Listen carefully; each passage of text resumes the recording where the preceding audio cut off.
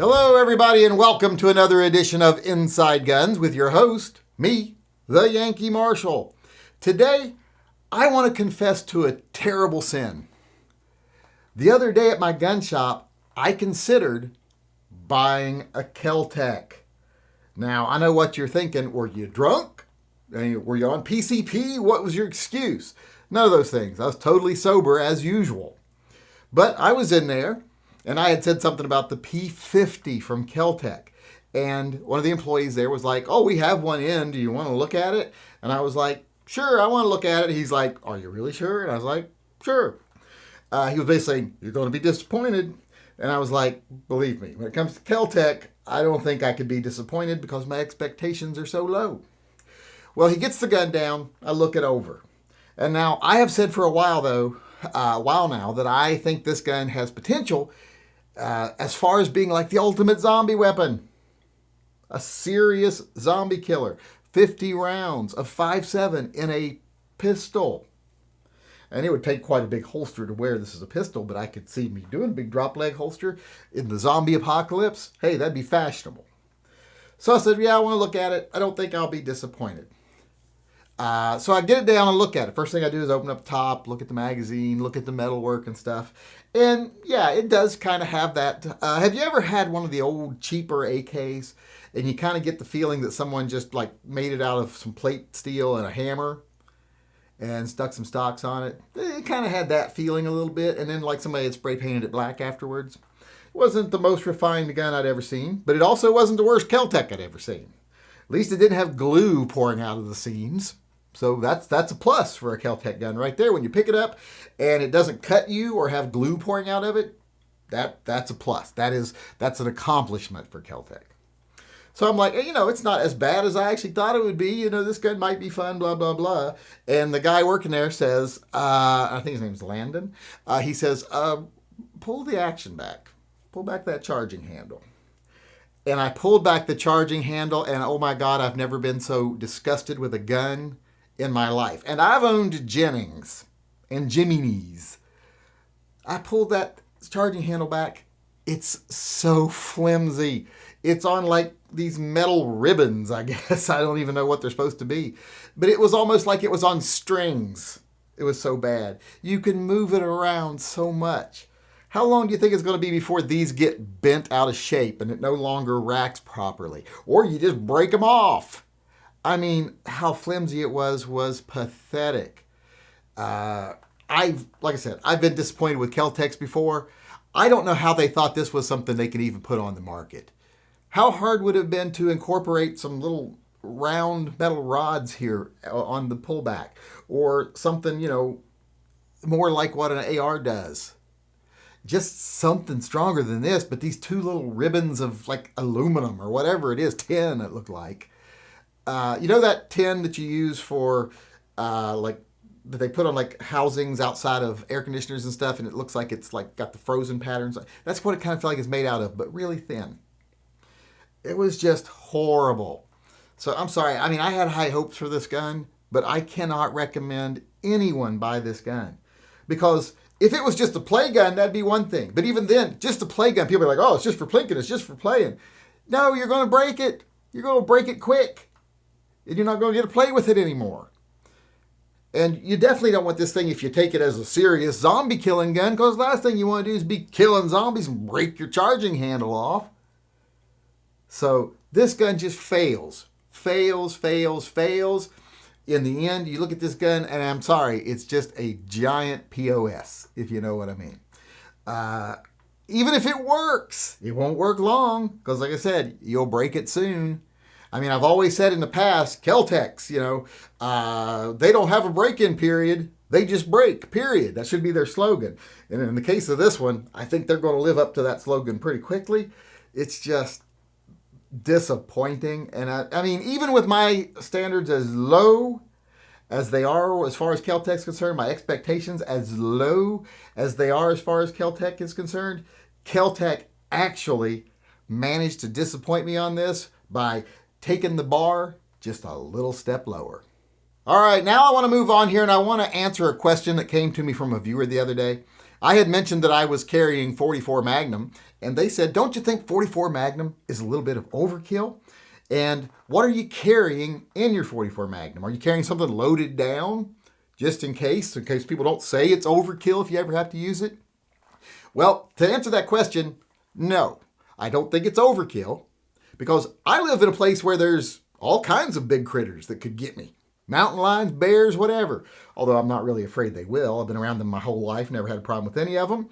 And would hate to ever have to harm one. Would be one of the last things I'd ever want to do, but still a good excuse to carry 44 Magnum because 44 Magnum also works very well on two-legged critters. So I don't think it's overkill at all. Whatever you want to carry it. I don't care. As long as it doesn't interfere in your everyday life. If it makes it to where you can't live your life with it, don't do it. Because, don't strap like a big old, some sort of repeating rifle across your chest that weighs 500 pounds or something. But just live your life. If you can live your life with it, I don't think it's overkill.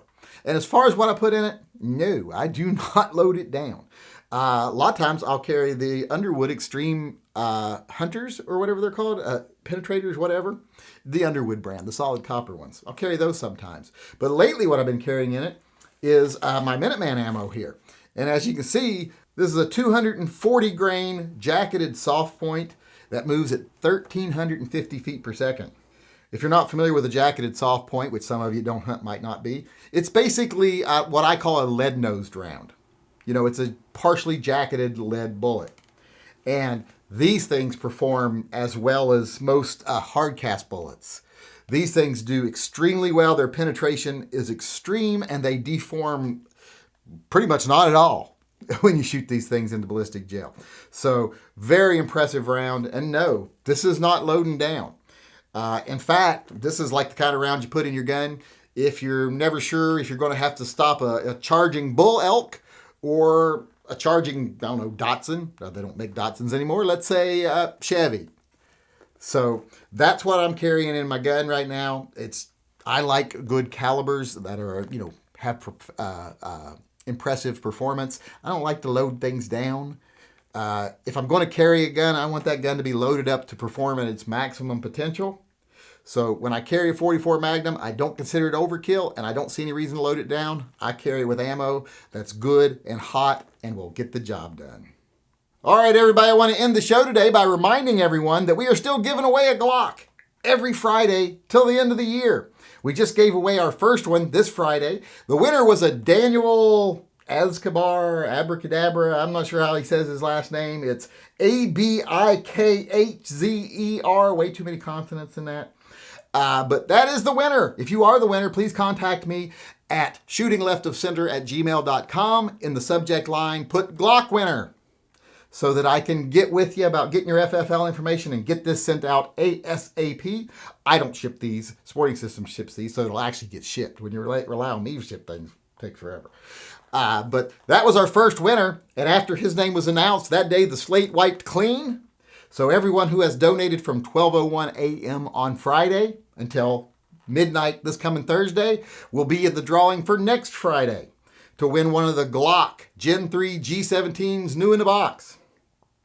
Now, if something happens, you win, and let's say you've already got a Gen 3 G17. Well, if you want a second one, fine.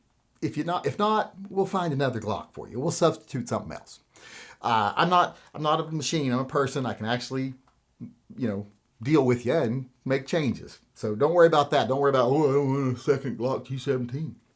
But if you do want to be in the running for this week's drawing, like I said, you have till Thursday midnight to go over. And on Thursday midnight, those are the ones that are registered for Friday. And then on Friday at 12:01 a.m., the slate wipes clean. If you donated the first week, you are not registered for the second week. If you donate for the second week, you're not registered for the third week, and so on. A lot of people are worrying about that or wondering about that, so I thought I'd clear that up. But if you haven't donated yet, please go over and donate because we are raising money for Fur Friends Animal Rescue. And I have gone over it many times here during these videos how right now after the pandemic, animals are being neglected, abused, and abandoned at record rates.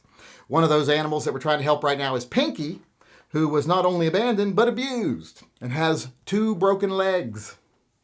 Someone was horribly abusive to poor little Pinky. And Pinky is getting the care he needs, but we're running up quite a big hospital bill doing that. Fur Friends Animal Rescue is. So we are trying to help them out in a season that is usually bad for this type of thing. And at a time where it's worse than it's ever been because of the pandemic and all the people getting rid of the pets they got during the lockdown.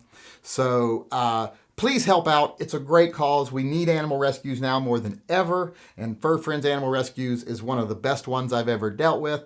It's where I got both of my dogs from. So please give generously. Give as much as you can. I mean, don't ever give any more than you can afford, but give what you can because this is a good cause. This just isn't a chance to win a Glock. You're doing something good. And the winning a Glock is just something that's good that could happen, because of it. A little bit of good karma. It's not even important, really. The Glock is secondary to helping out these animals in need. That's the main reason I do a channel, is to help out animals in need. So like I say, if you haven't donated yet for this Friday's entry or for this Friday's drawing, please go over tympistolproject.com. There's a link in the upper corner of this video. You just got to click on it, go right over there. There's a spot there on the page to donate.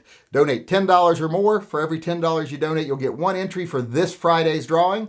And then if you don't win this Friday, try again next week because we still got 2 more drawings after this Friday because we still got 2 more Fridays this year after this one coming. There's 3 more total. So we'll be giving away 3 Glocks. So like I said, please help out the animals in need and maybe win yourself a Glock.